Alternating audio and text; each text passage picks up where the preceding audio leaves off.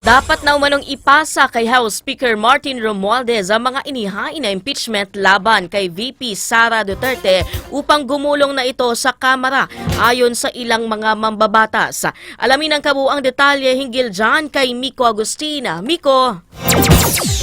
Si Deputy Minority Leader Franz Castro sa mga lider ng Kamara na gumawa na sila ng aksyon upang maipasa na sa Justice Panel ang mga inihayang impeachment complaint laban kay Vice President Sara Duterte.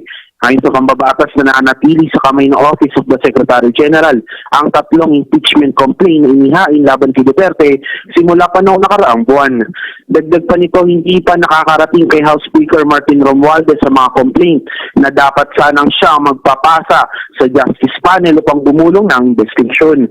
Hindi rin dapat magpadala mga mambabatas sa sinabi ni Pangulong Bongbong Marcos Jr. na huwag nang makialam sa mga impeachment complaint laban kay Duterte. Sa ngayon, mayroong tatlong impeachment complaint laban kay Duterte na inihain noong December 2, 4 at 19. Samantala, posible pa umanong maghain ng pang-apat na impeachment complaint laban kay Duterte sa susunod na linggo, ayon kay House Secretary General Reginald Velasco.